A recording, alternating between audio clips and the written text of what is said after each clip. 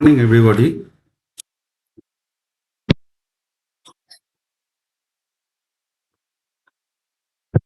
এখানে আমরা চার্টে চলে আসি।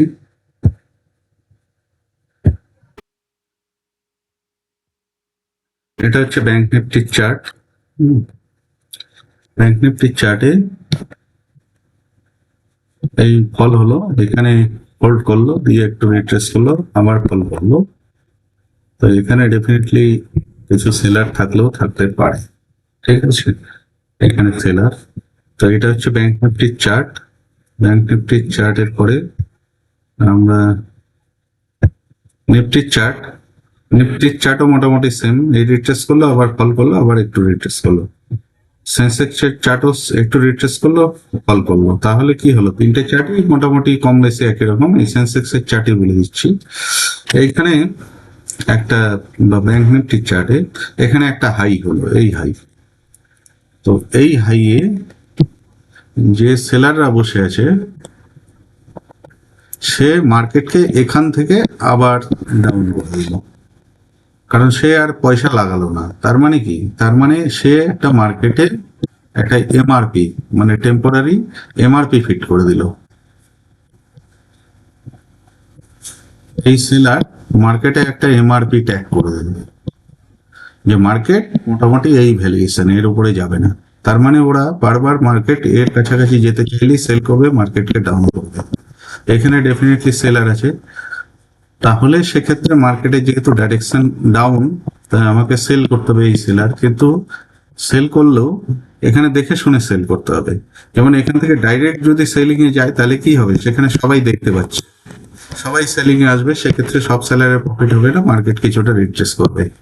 তাহলে মার্কেট আজকে প্রি ওপেনিং এ Nifty 34 point plus, Sensex 79 point, bank Nifty 63 point plus.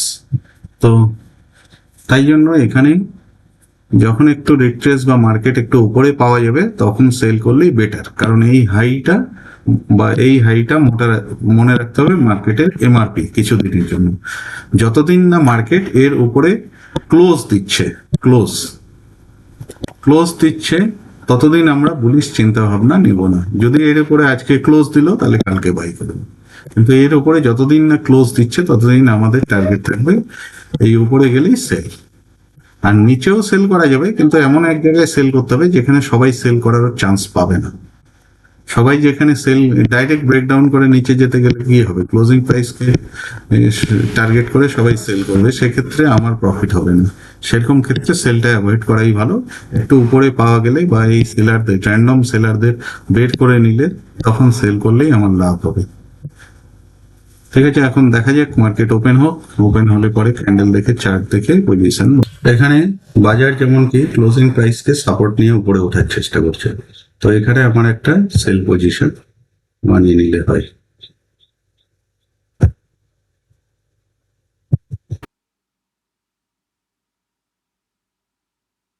এখানে আমরা একটা সেল পজিশন বানিয়ে নিলাম।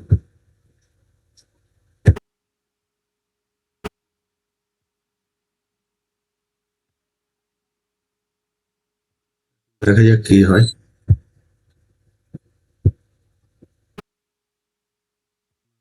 পজিশন বানাতেই কিছুটা লসে, তো দেখা যাক কি হয়।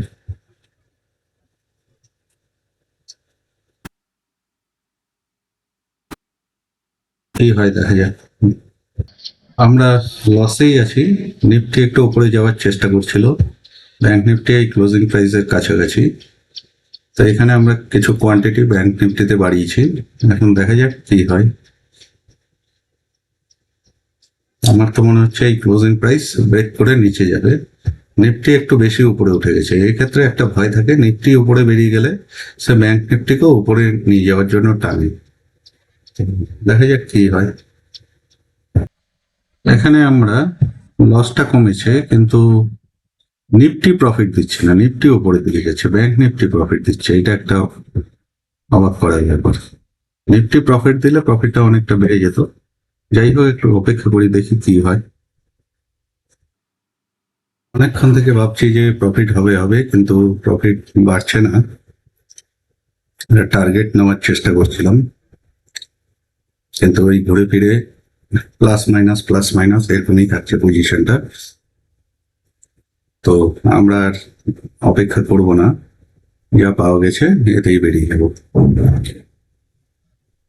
এইখানে যেমন নিফটির একটা চান্স আছে, অনেকে কি করে এই ক্লোজিং প্রাইসকে সাপোর্ট করে বাই করে। নিফটি যেহেতু নিচের দিকে নামছে, এই ক্লোজিং প্রাইস হয়তো ব্রেক করবে, কিন্তু একটা ইয়ের ব্যাপার, ব্যাংক নিফটি আগেই নিচে চলে গেছে।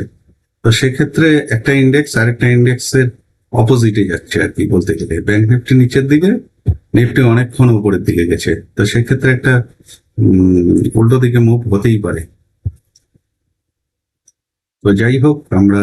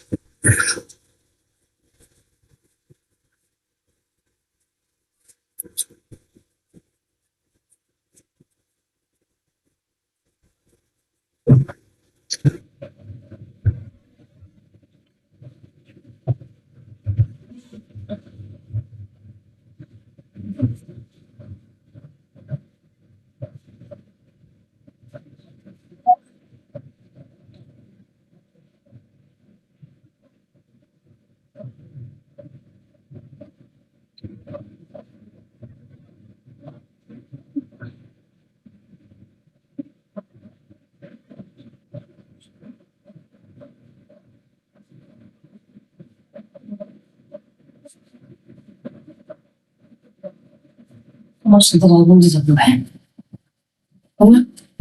যদি নমস্কার বলুন।